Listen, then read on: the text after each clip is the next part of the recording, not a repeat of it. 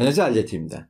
전에 올려드린 중학교와 고등학교 독해책 로드맵인데요. 분명 독해력을 올리는 방향에 대해서는 설명을 하고 있지만, 근데 문제는 많이들 궁금해 하시는 게 중1이면 어떤 책으로 어느 수준으로 공부를 해야 할지, 또 고1이면 어떤 책으로 어느 수준으로 공부를 해야 할지이죠. 학원이나 과외쌤이 제시하는 교재가 너무 쉽거나, 다들 그렇게는 안 하실 거고요. 또 너무 어려울 수가 있는데, 어차피 선행이고 또 어차피 봐야 될 책이다라면 좀 어려운 책으로 미리 보는 것도 나쁘지 않잖아요?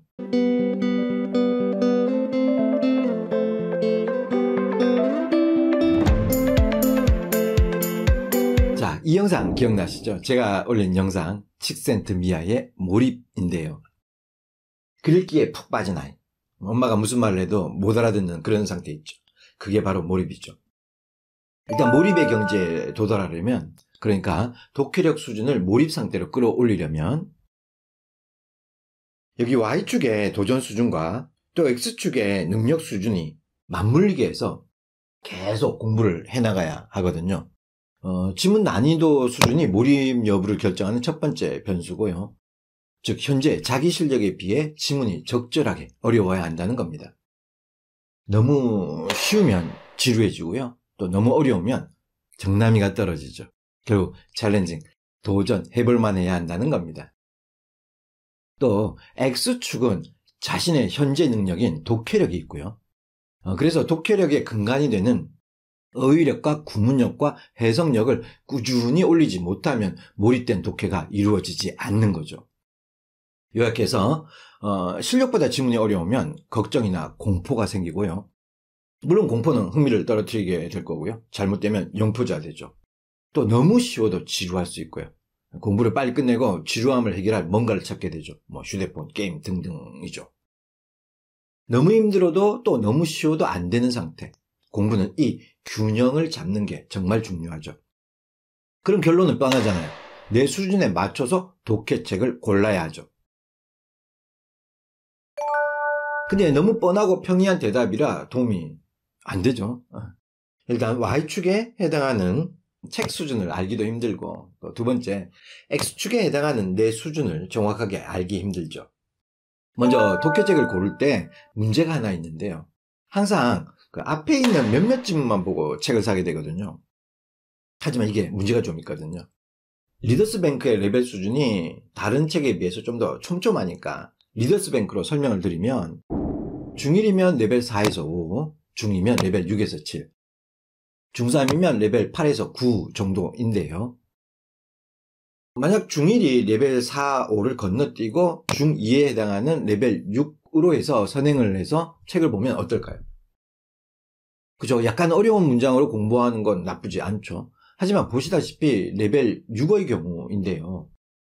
여기 문장을 보시면 현재 완료 시제가 쓰이고 있고요. 이건 복합관계 대명사고요. 정말 중1한테는 막연하게만 보이는 문법과 단어죠. 물론 이런 상황을 모르고 해석 연습을 해도 되겠지만, 또 어려운 건 패스하고 넘어가도 되겠지만, 이러다 보면 기본기가 없는 채로 독해력을 계속 쌓아 나가는 상태가 될 수 있고요. 잘못되면 공포감을 심어줄 수도 있겠죠. 만약에 중1이 레벨 8이나 9까지 끌어올려 해석을 할 수 있겠지만 전제 조건이 하나 있죠. 기본기 선행이 먼저 앞서야 한다는 겁니다. 단어, 수거, 문법, 그리고 구문 파악력 등등이 독해책 선행보다 더 앞서야 한다는 결론이 나오게 되죠. 말하자면 단어와 문법의 기본기 선행이 먼저 이루어진 다음에 그 다음에 독해 선행이 뒤따라가야 한다는 겁니다.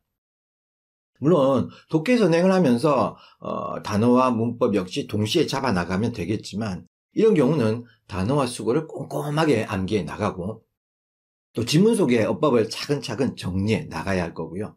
만약 이렇다면 진도는 당연히 늦춰야 할 겁니다. 그래서 저는 적절한 지문에 다독, 많이 읽는 것을 권하는 겁니다. 여기서 또 아셔야 할 게 독해력은 금방 오르지 않는다는 점이죠. 책만 뗀다고 바로바로 올라가는 건 아니거든요. 또 독해력은 어휘력과 구문력, 기본기 배양을 위한 연습으로 활용이 되기도 하지만 당연히 해석에만 머무르는 게 아니라 더 높은 수준의 독해력을 쌓아 나가야 한다는 겁니다. 게다가 배경 지식이라는 거대한 지식을 쌓으려면 다독, 즉 많이 읽는 것도 필요하고요. 그렇다면 너무 어려운 글만 본다고 해서 독해력이 향상되는 게 아니라 자기 수준에 맞으면서도 약간 도전 가치가 있는 글, 이런 글들을 꾸준하게 또 많이 읽는 게 중요하겠죠. 심지어 쉬운 지문마저도 기계적인 해석에 머무를 게 아니라 지문을 깊게 볼 수 있는 눈과 문단 전체의 구조를 파악할 수 있는 능력, 또 한 문장 한 문장 이어가는 능력과 핵심 요약 능력 등등. 게다가 지문의 이해 속도도 높이는 것까지 수많은 독해력 요소들을 배양하는 게 중장기적으로 필요한 겁니다.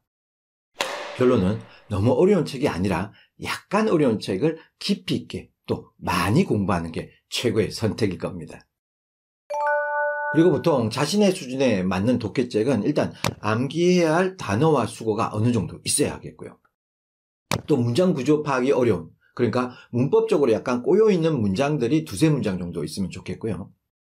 또 한두 문장 정도는 이해가 어려운, 그러니까 은유나 생략 등 필자의 다양한 표현 기법이 들어가 있으면 더더욱 좋겠고요. 게다가 해설지를 봐도 약간 이해가 어려운, 또 평소에 접해보지 못했던 배경 지식을 넓힐 수 있는 내용이 많다면 연습하기에 적절한 독해책이 되겠죠. 자, 결론을 내볼게요. 독해책은 학생이 직접 고르는 게 좋습니다. 서점을 직접 가거나 인터넷 서점에서 미리 보기를 하시면 좋겠죠. 당연히 너무 쉬운 건 하고 싶지 않을 겁니다. 적절하게 어려운 게 뭔지 학생 본인이 가장 잘 알고 있을 테니까요. 하지만 학생의 이해 수준이 높고 혼자서 학습을 해낼 수 있는 능력이 있다면 약간 더 도전 가치가 있는 책을 선택하는 것도 나쁘지 않겠죠. 또 하나 덧붙인다면 독해책을 반드시 다 보고 만다는 열정과 끈기도 있어야 합니다. 공부는 자기 주도적이어야만 합니다.